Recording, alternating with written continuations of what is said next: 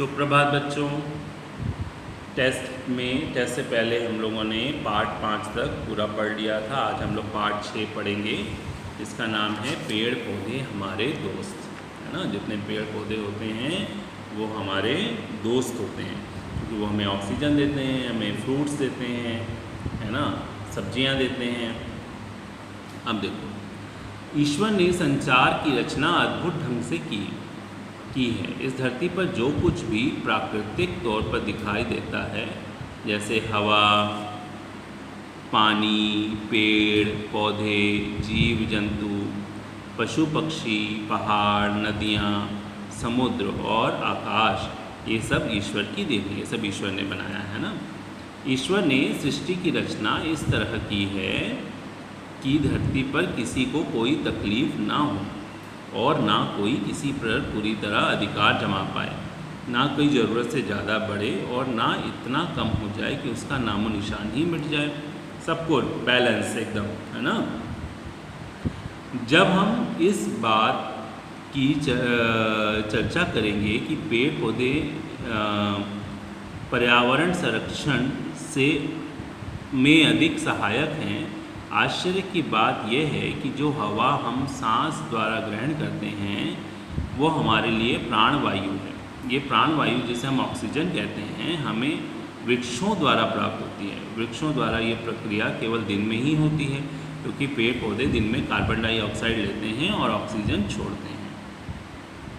देखो, जो हम लोग ऑक्सीजन लेते हैं ना, सांस लेते हैं, तो ये पेड़ पौधे उल्टा काम करते हैं। दिन में जब तक सूरज होता है तब तक वो क्या करते हैं, वो लोग कार्बन डाइऑक्साइड लेते हैं और ऑक्सीजन छोड़ते हैं। और रात को ये उल्टा हो जाता है। रात को इससे विपरीत ऑक्सीजन लेते हैं और कार्बन डाइऑक्साइड छोड़ते हैं। इसलिए कहा जाता है कि रात को पेड़ के नीचे नहीं सोना चाहिए। बढ़ती आबादी के परिणाम स्वरूप मनुष्य की आवश्यकताएं प्रतिदिन बढ़ रही हैं। मांग की पूर्ति के लिए मनुष्य हवा, पानी और वातावरण को स्वच्छ रखने वाले वनों, वृक्षों को अंधाधुंध काटकर पर्यावरण में गड़बड़ी पैदा कर रहा है। इस सदी के अंत तक लगभग आधे वन समाप्त हो जाएंगे। अब देखो, लोगों को फैक्ट्रियाँ बनानी हैं, घर बनाने हैं, तो लोग पेड़ काट रहे हैं। अब देखना, जब ये पूरा 100 साल, जैसे ही कभी सदी, मतलब ये जो 2020 चल रहा है, मतलब कि जैसे 2000 सन चल रहा है, ये जब तक ये 2100 तक पहुँचेंगे तब तक आधे वन ख़त्म हो जाएंगे। आओ अब हम इस पाठ के माध्यम से पेड़ पौधे की उपयोगिता को समझें और निरोग जीवन जीने की ओर कदम बढ़ाएं। पेड़ पौधे हमारे लिए बहुत उपयोगी हैं। प्रकृति की इस अनमोल देन का संरक्षण करना हमारा परम कर्तव्य है। आओ पेड़ पौधों के फायदों को समझें। वातावरण शुद्ध करने के लिए हमारे आसपास पेड़ पौधों का होना बहुत ज़रूरी है, क्योंकि पेड़ पौधों पर ही हमारा जीवन निर्भर है। पेड़ पौधे हमें फल, फूल, औषधियाँ और सब्जियाँ देते हैं। जो पेड़ फल नहीं देते वो गर्मियों में छाया, शीतल हवा, सुगंध और हरियाली का सुख देते हैं। पेड़ पौधों से जड़ी बूटियाँ और औषधियाँ तैयार की जाती हैं, जो हमारे लिए जीवनदायी बनती हैं। पहाड़ी स्थानों पर सड़कें, पुल बनाने के लिए इनका प्रयोग किया जाता है। वृक्ष भूमि का कटाव रोकते हैं। पेड़ पौधे वर्षा के भी स्रोत हैं। जितने अधिक पेड़ पौधे होंगे उतना अधिक पानी हमें मिलेगा। सूखे पेड़ों से हमें जलाने के लिए ईंधन की लकड़ी भी मिलती है। यज्ञ के समय हवन के लिए लकड़ियों की जरूरत पड़ती है। वृक्षों की लकड़ियाँ बहुत ही मूल्यवान वस्तु हैं। इसको घर बनाने के लिए और फर्नीचर बनाने के लिए हम प्रयोग में लाते हैं। घरों को लकड़ी के कलात्मक नमूने से सजाते भी हैं।